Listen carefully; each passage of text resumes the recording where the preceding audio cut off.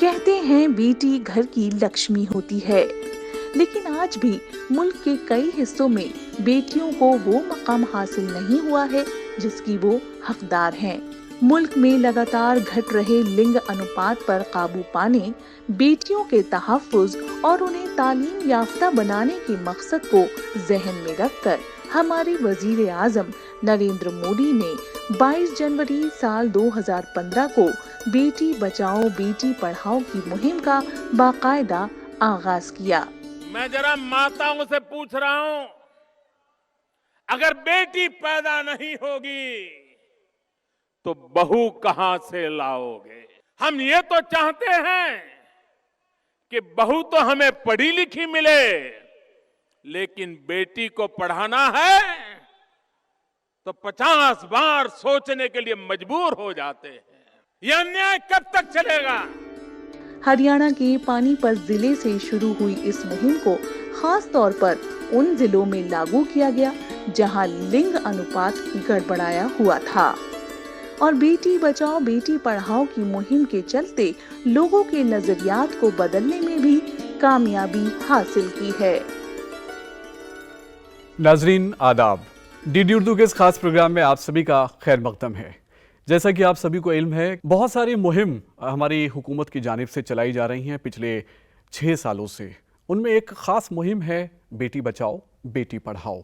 जी हाँ, डीडी उर्दू के इस खास प्रोग्राम में आज हम बेटी बचाओ बेटी पढ़ाओ पर ही गुफ्तगू करेंगे। और आज के इस गुफ्तगू में हमारे साथ जो मेहमान तशरीफ़ रखते हैं, आइए उनका तारुफ मैं आपसे करवाना चाहूँगा। सबसे पहले हमारे साथ तशरीफ़ रखती हैं डॉक्टर पुष्पा, जो कि मेडिकल ऑफिसर इंचार्ज हैं प्रसूति गृह SDMC श्रीनिवासपुरी में। डॉक्टर पुष्पा, आपका बहुत बहुत खैर मकदम है। नमस्कार, दर्शकों को मेरा नमस्कार। और नाजरीन, चूँकि आप डॉक्टर हैं, बेटी बचाने का जितना भी दारोमदार है वो डॉक्टर्स के ऊपर है। अब जब बेटी बच गई है तो उसके बाद बेटी को पढ़ाना जो है वो आपका और हमारा फ़र्ज़ है, और यहाँ पर एक ज़रूरत होती है एजुकेशनिस्ट की। तो आज एजुकेशनिस्ट के तौर पर हमारे साथ तशरीफ़ रखती हैं डॉक्टर सीमा शर्मा। आप एडिशनल डायरेक्टर हैं एजुकेशन डिपार्टमेंट EDMC में। आपका भी बहुत बहुत खैर मकदम है डॉक्टर सीमा। सभी दर्शकों को मेरा नमस्कार और आपका धन्यवाद। डॉक्टर पुष्पा, सबसे पहले मैं आपसे शुरू करना चाहूँगा कि बेटी बचाओ बेटी पढ़ाओ, आपका ताल्लुक़ बेटी बचाने से है, पूरे समाज का ताल्लुक़ है बेटी बचाने से। पहला सवाल, ये सोच समाज की जो हमें ये एक स्लोगन देना पड़ा हमारे PM साहब को कि बेटी बचाना, तो क्या लगता है आपको समाज में अभी भी ऐसी दकियानूसी सोच मौजूद है कि साहब अगर बेटी का पता लग गया कि बेटी है तो उसे हटाना ज़रूरी है? क्या आप इसके ऊपर रोशनी डालना चाहेंगे? भारत में हमेशा से ही परिवार में लड़कों को बहुत ज़्यादा महत्व दिया गया है और ये सोच आज से 70 साल से भी ज़्यादा हो चुकी है हमारे आज़ादी को, लेकिन इस सोच में कुछ खास बदलाव नहीं हुआ है जी।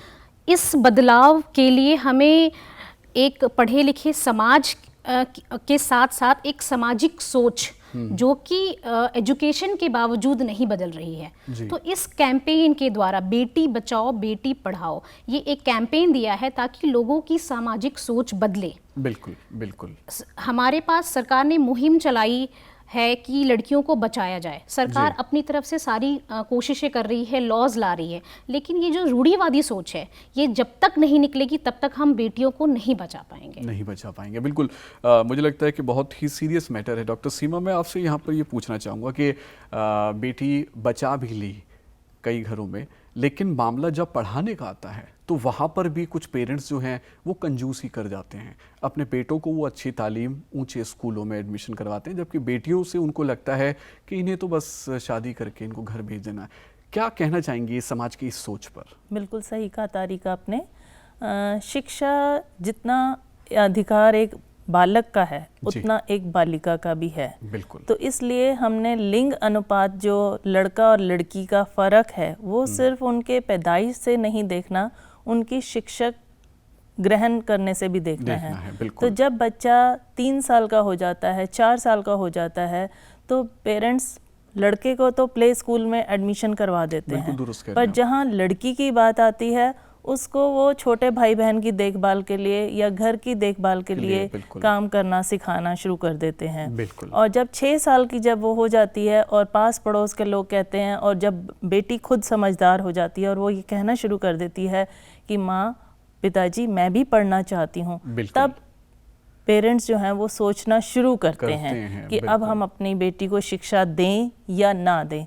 तो ये एक जन अभियान, जन मुहिम है जिसमें ये सिखाया जा रहा है, जिसमें ये समझाया जा रहा है कि शिक्षा बेटी का भी उतना ही अधिकार है जितना कि एक बेटे का। डॉक्टर पुष्पा, यहाँ पर एक सवाल उठता है कि बहुत पहले ये पता किया जा सकता था आसानी से कि साहब बेटा है या बेटी है, तो कुछ ऐसे ज़रा होते थे कि बेटी को ख़त्म कर दिया जाता था, लेकिन उसके बाद सख्त लॉ बने और इस चीज़ को ख़त्म किया गया है। तो इसके बारे में आप क्या कहना चाहेंगे, कैसे लॉज हैं ये?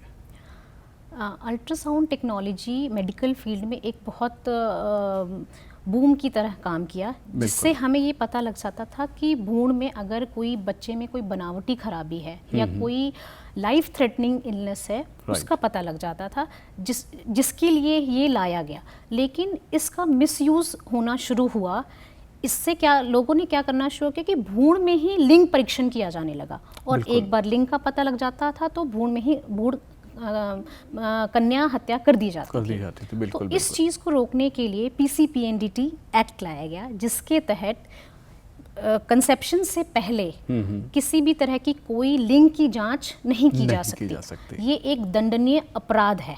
इसके अंतर्गत लिंग की जांच कराने वाला और लिंग की जांच करने वाला दोनों के खिलाफ दंड का प्रावधान है।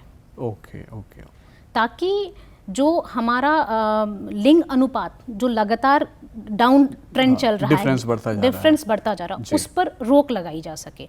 1994 में PCPNDT एक्ट लाया गया जी। उसके बाद इसको और सख्त कर दिया गया 2013 में। बिल्कुल ठीक। इसके अंतर्गत सुपरवाइजरी बोर्ड्स बनाए गए। इसके जो दंड का अनुपात है वो बढ़ा दिया गया। अल्ट्रासाउंड खोलने की जो सेंटर्स के परमिशंस हैं वो स्ट्रिक्ट कर दिए गए। कोई भी कहीं भी अल्ट्रासाउंड नहीं कर सकता है जब तक कि उनका रजिस्ट्रेशन नहीं किया जाएगा। तो सरकार की तरफ से ठोस कदम उठाए गए कि किसी भी लेवल पर किसी भी तरीके से भ्रूण में लिंग का परीक्षण ना हो सके। 2015 में जो बेटी बचाओ कैंपेन वज़ीर आज़म साहब ने शुरू किया, तो ख़ास उनके दिमाग में कुछ ख़ास बात रही होगी बेटियों को लेकर, और पूरे ऑल ओवर इंडिया एक सर्वे आया होगा। तो जो रेशो है बालकों का और बालिकाओं का, क्या बहुत मेजर डिफरेंस है रेशो में, और पिछले 6 सालों में हम उस डिफरेंस को कितना पार कर पाए हैं? सिर्फ लॉ से हम ये बदलाव नहीं ला सकते हैं। एक सामाजिक मुहिम हमें शुरू करनी पड़ेगी ताकि लोग अंदर से इस बात को रियलाइज करें कि लड़कियां लड़कों के बराबर हैं और उन्हें हम बचाएंगे, पढ़ाएंगे तो वो ज़रूर आगे बढ़ेंगी, और लड़कियों और लड़कों में कोई फ़र्क नहीं है। बिल्कुल। और बचाने के साथ साथ उनको लड़कों के बराबर वैसी ही परवरिश और वैसे ही सर्वाइवल का चांस दिया जाएगा तो वो लड़कों के बराबर हैं। आएंगे बिल्कुल। जहाँ तक मौके फराहम करने की बात डॉक्टर पुष्पा ने कही कि उनको चांस दिए जाएंगे, एजुकेशन में डॉक्टर सीमा जी मैं आपसे पूछना चाहूँगा कि लड़कियों को लेकर क्या क्या बुनियादी स्कीम्स हैं जिससे कि लड़कियों की तालीम का मामला जो है वो बढ़े, उसके ऊपर थोड़ा रोशनी डालें। बेटी बचाओ बेटी पढ़ाओ में लड़कियों को शिक्षित और सशक्त करने का जो अभियान है वो सबसे ज़्यादा चल रहा है। 2015 22 जनवरी बालिका दिवस के उपलक्ष्य पे हमारे प्रधानमंत्री ने ये मुहिम जारी की थी। 2015 में जब ये शुरुआत हुई तो 2016 तक आते आते इसमें एक और एडिशन आ गया था, सेव द गर्ल चाइल्ड। बिल्कुल। तो जब सेव द गर्ल चाइल्ड आया वो सिर्फ उनको पढ़ाने के लिए ही नहीं था, उनको एम्पावरमेंट देने के लिए था, उनकी बुनियादी ज़रूरतों के लिए था।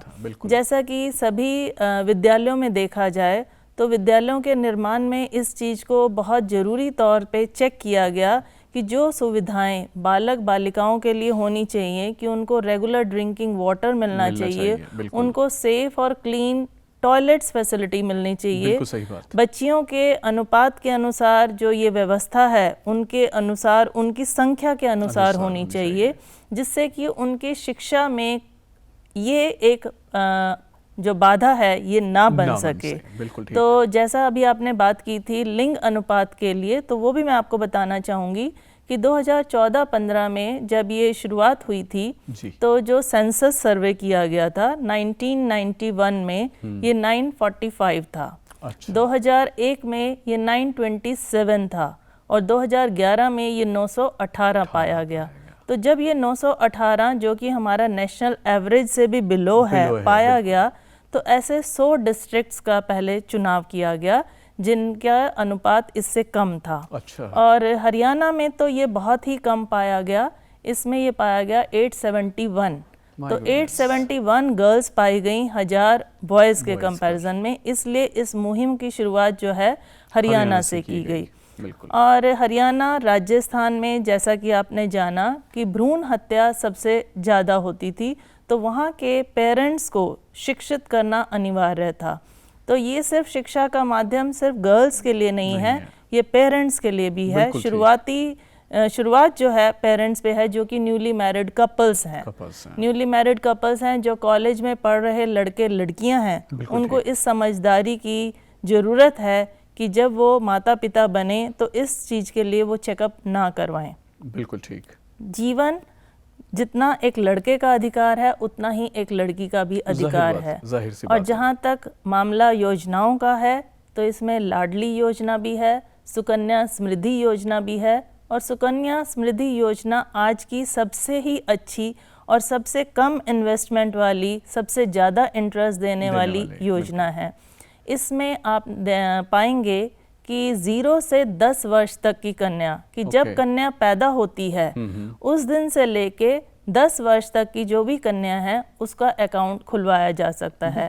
अकाउंट में मिनिमम राशि जो है 250 रुपये है और जो मैक्सिमम राशि है वो 1.5 लाख है। तो एक पूरे वर्ष में अप्रैल से लेके मार्च तक जो हमारा फाइनेंशियल ईयर होता है उस पूरे वर्ष में मिनिमम राशि 250 रुपया और मैक्सिमम राशि 1.5 लाख एक कन्या के अकाउंट में जमा करवाया जा सकता है। एक कन्या का एक ही अकाउंट खोला जा सकता है। इस अकाउंट में अगर आप धनराशि जमा करते हैं हर महीने की 1 से 5 तारीख तक, तो आपको उस महीने का भी इंटरेस्ट मिलता है। अच्छा। आपने पहले वर्ष से लेके 14 वर्ष तक, जब बच्ची आपकी 1 वर्ष से 14 वर्ष तक है तब तक आपने सिर्फ धनराशि जमा करनी है। उसके बाद आपने 21 वर्ष तक कोई धनराशि जमा नहीं करनी है। और अगर विड्रॉल की बात करें तो 18 साल तक की उम्र में, जब कन्या आपकी 18 साल की हो गई है, आप उसके फ्यूचर को सेव करते हुए जो ये धनराशि जमा कर रहे थे, अगर आप उसकी फर्दर एजुकेशन के लिए विड्रॉ करना चाहते हैं तो आधा अमाउंट आप 18 वर्ष की उम्र में विड्रॉ कर सकते हैं। और 21 वर्ष के बाद या उसके विवाह के समय आप धनराशि विड्रॉ कर सकते हैं। ये अकाउंट नॉन ट्रांसफरेबल है, इस अकाउंट को आप किसी और के नाम पे ट्रांसफर नहीं कर सकते हैं। बिल्कुल। दूसरी योजना जो मैंने आपको बताई लाडली योजना, उसमें और अच्छी योजना ये है कि अगर आपकी कन्या का जन्म हॉस्पिटल में होता है तो जिस दिन कन्या पैदा होती है तो आपको 11,000 रुपये मिलेंगे। अगर कन्या घर में पैदा होती है तो आपको 10,000 रुपये मिलेंगे। फिर जब कन्या का पहली कक्षा में आप एडमिशन करवाते हैं तो 5,000 रुपये की धनराशि मिलेगी। फिर आपको 6th क्लास में जब वो आ जाती है 5,000 मिलेंगे। 9th क्लास में आ जाती है फिर से 5,000 हैं। फिर उसका जब 10th क्लास का रिजल्ट आता है, अगर वो 60% या 6.2 CGPA से ज़्यादा है तो 5,000 की धनराशि। फिर 12th के एडमिशन के टाइम 5,000 की धनराशि। और ये अकाउंट आपका SBI बैंक में अकाउंट रहेगा। बिल्कुल। यह जो अकाउंट है कोई भी पेरेंट अपनी 2 कन्याओं के लिए करवा सकते हैं। बिल्कुल ठीक है। इसके अलावा अगर आपकी पहले एक कन्या है और सेकंड टाइम आपकी बर्थ में ट्विंस 2 कन्याएं हो जाती हैं तो तीनों का अकाउंट खुलेगा। तीनों का अकाउंट। या आपकी फर्स्ट बर्थ में ही 3 कन्याओं का जन्म हो जाता है तो आपकी तीनों कन्याओं का अकाउंट खुल सकता है। पर अगर आपकी 1, 2 3 एक एक करके 3 कन्याएं पैदा होती हैं तो पहली 2 बड़ी कन्याओं का ही अकाउंट खुलेगा। बिल्कुल। इसके अलावा CBSE की एक योजना है जिसमें 500 रुपए की धनराशि हर महीने दी जाती है। उसमें भी ये देखा जाता है कि आपके रेगुलरिटी आपकी विद्यालय में किस हद तक है। 10th क्लास में जो आपकी परसेंटेज है वो 60% है, CGPA जो है आपकी 6.2 से ज़्यादा है। और इन सब योजनाओं के लिए आपको हर वर्ष जब भी आपका अमाउंट आने की बात होगी, HOS से, प्रिंसिपल से एक रिटर्न सर्टिफिकेट होगा। इसके अलावा हर राज्य की अपनी अपनी कन्याओं की स्कीम है, अलग-अलग और इन सब में जो इंटरेस्ट रेट है वो अलग अलग 3-3 महीनों में बदलाव आता रहता है। इसका मतलब ये हुआ कि अगर हम देखें, हुकूमत जो है वो अपने जानिब से पूरी कोशिश कर रही है कि कहीं पर भी कोई रुकावट पैदा ना हो बच्चों की तालीम को लेकर। आपने इतने तफसील से बताया, बहुत खूब। डॉक्टर पुष्पा, क्या कभी ऐसा आपको महसूस होता है कि लॉ तो एनफोर्स कर दिया गया है, लेकिन उसके बावजूद भी जैसा कि आपने शुरू में कहा कि केसेस और डिफरेंस जो है वो कम नहीं हो रहा है, तो इसके लिए क्या कम्युनिटी को जिम्मेदार माना जाए? हाँ, कम्युनिटी की सोच, हाँ जी, परिवार के लोग, हाँ जी, उनकी सोच काफ़ी हद तक जिम्मेवार है, क्योंकि वो एक महिला को इतना फोर्स करते हैं कि जब तक परिवार में एक वंश चलाने के लिए लड़का नहीं आ जाता तब तक आपको बच्चे पैदा करने हैं, जो कि एक सोच है और रूढ़िवादी गलत सोच है। इसको ख़त्म करने के लिए ये कैंपेन और ये स्लोगन दिया गया है कि बेटी बचाओ, और बेटियां लड़कों के बराबर हैं और वो किसी बात में लड़कों से कम नहीं है। इसमें क्या कोई टारगेट ग्रुप भी आपने बनाया हुआ है कि किस तरीके से हम उसको डिफरेंशिएट करके और बेटियों को बचाने के मामले को हम आगे बढ़ा सकते हैं? जो हेल्थ फैसिलिटीज़ जो हैं, जो हम कोशिश कर रहे हैं कि अगर लड़की पैदा हुई है तो जैसे लड़कों का टीकाकरण है, लड़कियों का भी टीकाकरण हो।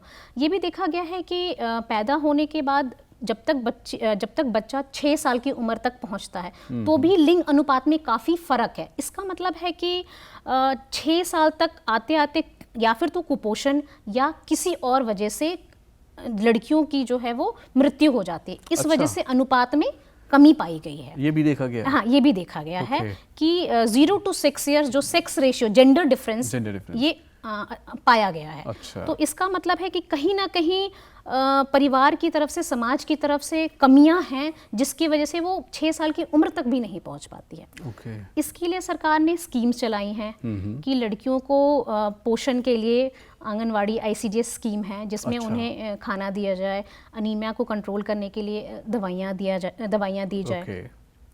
एक बार 6 साल से ऊपर की होगी, उसके आगे युवावस्था, एडोलेसेंट एज के लिए भी स्कीम्स चलाई गई हैं कि उनको जो है कि जो न्यूट्रिशन से रिलेटेड, हाइजीन से रिलेटेड इसकी जो है शिक्षा दी जाए, उनको सेल्फ एम्पावरमेंट की रियलाइजेशन हो। दूसरा है कि उसके बाद आता है किशोर अवस्था। किशोर अवस्था मुझे लगता है लड़कियों का और लड़कों दोनों के लिए एक बहुत महत्वपूर्ण अवस्था है।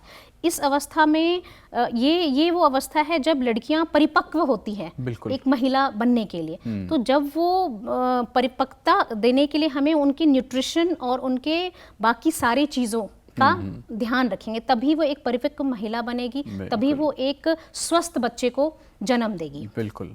दूसरा है कि सरकार ने ये भी मुहिम चलाई है कि ज़्यादा से ज़्यादा इंस्टीट्यूशनल डिलीवरी हो, अस्पतालों में डिलीवरी हो, जिसकी वजह से माँ और बच्चा दोनों ही सेफ रहें। बिल्कुल ठीक है। उसके बाद है परिवार नियोजन के तरीकों पर सरकार इम्प्लीमेंट करने की कोशिश कर रही है कि 2 बच्चों के बीच में कम से कम 3 वर्ष का अंतर रखे, ताकि अगर ये मिनिमम अंतर भी नहीं रखा जाएगा तो सर्वाइवल रेट जो हम 0 to 6 ईयर्स एज में जो हम अनुपात गिरता हुआ देखा गया है, वो इस वजह से है कि प्रॉपर स्पेसिंग नहीं है।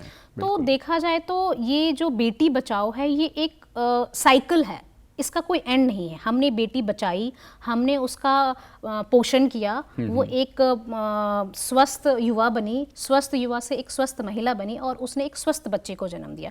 तो ये एक साइकिल है जो चलती रहेगी। राइट, बहुत खूब, बहुत अच्छे आपने पूरा एक्सप्लेन किया। और जाहिर सी बात है कि हमारे वज़ीर आज़म जनाब नरेंद्र मोदी साहब का यही एक ख्वाब है कि जो हमारे मुल्क की बेटियां हैं वो आगे आएं, आगे बढ़ें।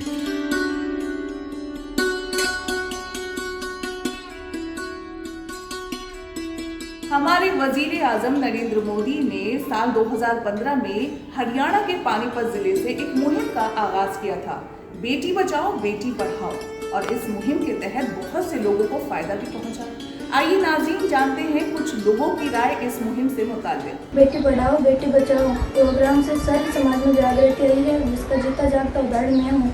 मैं जिस परिवार से हूँ उसमें मेरी माँ ने मुझे कड़ी मेहनत करके पढ़ाया और अपने पैरों पे खड़ा। मेरे माता पिता ने कड़ी मेहनत करके मुझे दिन रात पढ़ाया है, जिससे मैं आज बीएससी फाइनल ईयर की स्टूडेंट हूँ और आगे चलकर मैं अपने माता पिता के मार्गदर्शन से आगे समाज और देश का नाम रोशन करूँगी। हमारे घर में बहुत ही खुशी हुई बेटी हुई, क्योंकि हमारे घर में पहले कोई बेटी नहीं थी, इसके पापा को भी कोई बहन नहीं थी, इसलिए सबसे ज़्यादा इसके पापा ही खुश थे।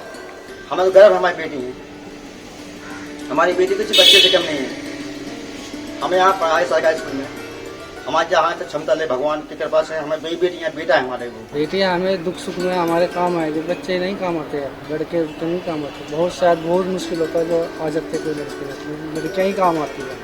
इतना मेरा मानना है, इतना मेरे पे अपना विश्वास है, तो मैं गर्व करता हूँ। कभी शंका नहीं करी कोई लड़की की शादी के, ये टेंशन तो छोड़ दो, हर किसी को कह रहा हूँ मैं, टेंशन छोड़ दो, अपने नसीब से होगा जो कुछ होगा। लड़की पढ़ेगी लिखेगी, कहीं आगे पहुँचेगी, अच्छी जॉब करेगी। कुछ बच्चों के बहुत से सपने होते हैं, उन सपनों को लेके चलो, सब पूरे होंगे। मैं सिमी वर्मा गवर्नमेंट स्कूल में टीचर हूँ।